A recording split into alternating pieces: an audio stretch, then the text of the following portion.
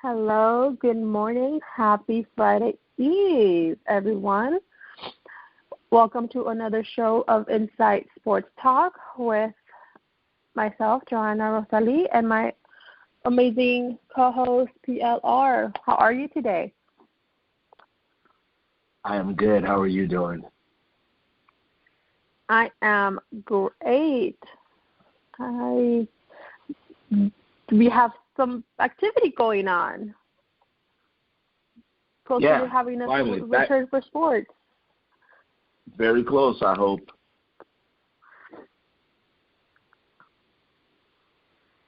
We had the MLB draft happen yesterday, first day. We have football, I should say, or soccer.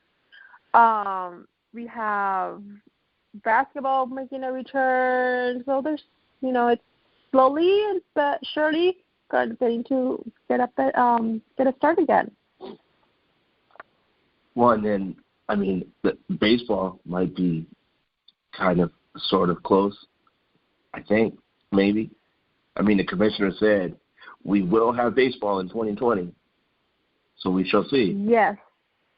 I'm trying not to get too excited for that quite yet. So, because still don't know what's going to happen with that. So, but there was a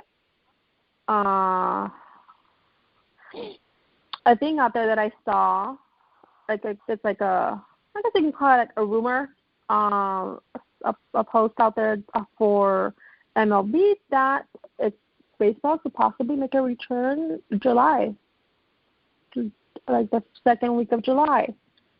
So I hope it's true. They still haven't come to a full agreement. There's a proposal, and both parties are now they're negotiating to come to an agreement.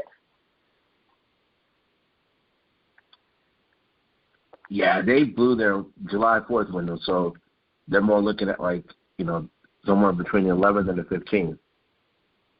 So we shall see. Let's get this done already. My great grandmother used to say either blank or get off the pot. So either make it happen or don't make it happen. Right. Just do one way or the other. Either just say we're going to make it happen and do it, or you know what, we just have second thoughts. We can't get the money right. We're not going to do it. Players don't want to do it, for the money they're going to get with the risks that they'll have, and we're not going to do it right now. Yeah, the only thing that's holding holding them back to start the season is deciding how many games to be played for the season that they do want to have, or we do have for baseball. And then, of course, the big question, money, that it also goes around. So it's also going to be an impact on those players of whom they may not want to participate too. And for those that will not or are not going to participate, the salary, how that's going to work, and more than likely they're not going to be paid for and or be paid for the season, and then for those that are susceptible or like in danger, they'll be exempt, or they'll be cleared, but they will still be paid for the season. So those are the little details to be worked out. But it seems like we are closer. The commissioner is saying we will have baseball. There are owners out there, a couple of them saying that we will have baseball. So I have my fingers crossed, and that we will have baseball. So I'm excited, but don't have a hope too high. Let me ask you this question. So you have certain leagues like basketball that's going to play in a bubble, basically in Orlando, and you have the NHL that's going to pick certain cities to play in. Baseball is going to be played in the cities pretty much that the teams are in their home cities, and they're going to train in their home field. Do you get the feeling that something just seems off here? And I guess I'm saying that for this reason. If you could play soccer, if you could play football, if you could play baseball, why is basketball going to a bubble and baseball isn't looking at doing it in certain cities? If you're playing without fans anyway, what difference does it make? I mean, ASU starts their voluntary workouts on Monday. I've been looking at promos. They're scheduled to play their first game in Vegas, their third game of the season in Vegas, no matter what. Vegas is opening up. Why is there a bubble for certain teams, do you think? In baseball, you're saying we'll play in our cities, our respective cities. I have thought about that, and I just can't put my finger on what it could be. Maybe the one thing that really comes to mind is the travel could be it. And if it's not that, then I'm not sure what it could be. But yeah, I do agree with you that there is something that is off. Everybody, any other league, is not in a bubble. Only the NBA is. And I do have to agree with you there that there is something that is off. Can't quite put my finger on what it could be, except for the possibility of not wanting the teams to travel, and just want everybody in one place. I guess, but what's the difference? I guess that's what I'm trying to figure out. Like, what's the difference? If football players are going to fly, baseball players are going to fly, soccer players are going to fly, inevitably NHL players are going to move around. Top Rank just had boxing on the other night. Good bouts too, by the way. They put on a production. Dana White and UFC, they're putting on productions.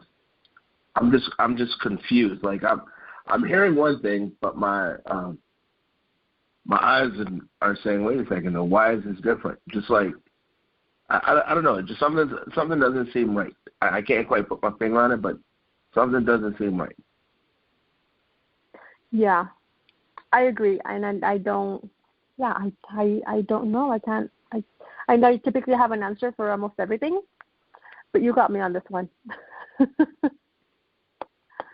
Yeah, I'm as curious and can't put my finger on it. I will say this about baseball before we, jump topics. It's always good to see a Devil leading the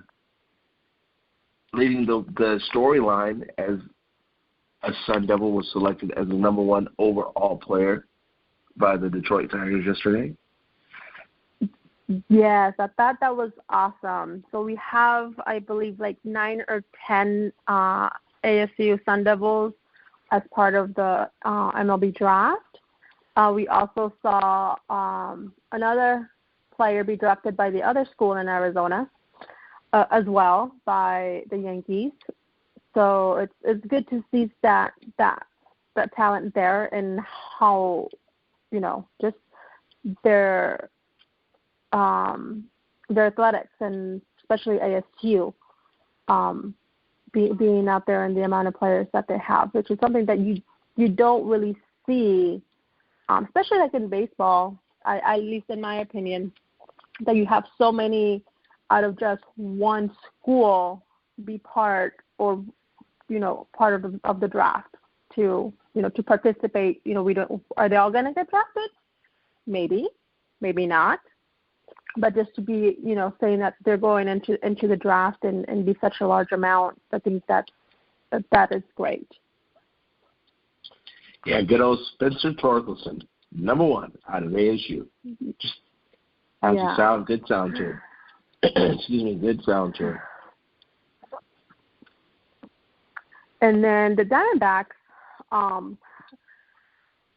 speaking of the draft, the Diamondbacks had 2 picks yesterday, and I'm not surprised for the first pick, which was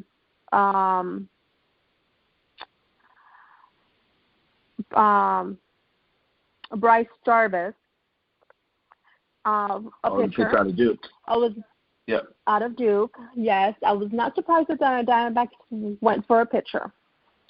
However, for the second pick, I was a little surprised. They selected Slade.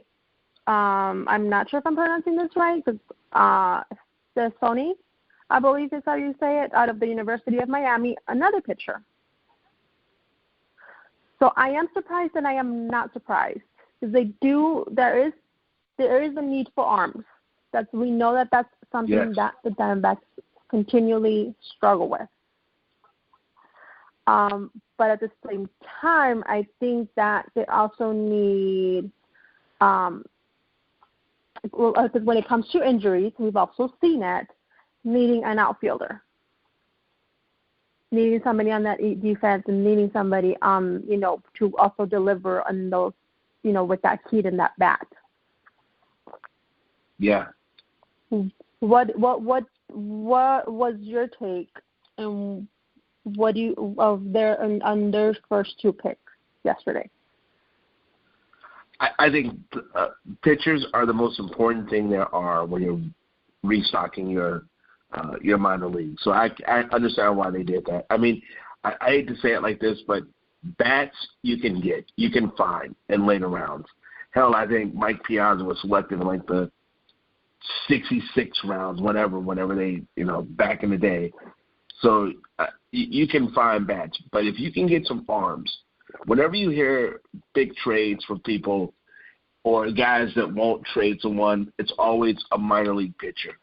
And so you got to restock arms. So I think there's no issue with that with me whatsoever. In fact, I hope they get one or two more arms in the next couple rounds, to be honest with you.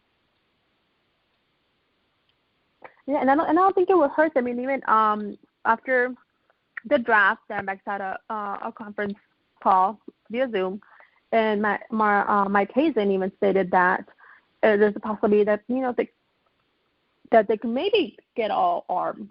How about BL pitchers, maybe a few more pitchers, and then get some bats in there. So, there's still a possibility that they may, or that they may get some more pitchers in there, and I don't see why not. They do need it, because I know that's a struggle that they have, and then with the minor leagues not having any activity right now, it's gonna, and in the minors, it's gonna be something that's gonna be a little bit hard to have the players stay active, be active. They haven't officially canceled this season, and that's one of the things, especially now with the draft and having these players which go to the farm, how now that's going to be affected. Are they going to maybe come up and be part of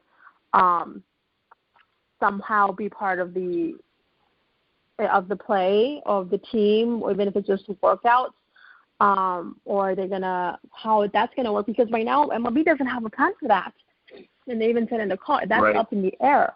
They don't know how that's what's gonna happen. Even just physicals, how they're gonna do their physicals for these players that they're drafting, and whether they're going to be done wherever that player is.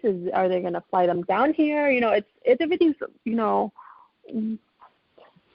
way everything's being done, it's being done so differently. And right now we have just no idea how it's all going to come about, and then for them to unite with the team. Right. There's so many unanswered questions. I mean, they don't even have a start date. So that says it all right there, right? Yeah. So, but even when they do have a start date, there's still so many unanswered questions. So, exactly. So that's which is why I'm not trying to get too excited, because yes, you can come to an agreement of how many games you're going to have, when the season's going to start, but how about everything else? Because we do have the kid for the Diamondbacks. We have players. We have the team that is split up. They're split up within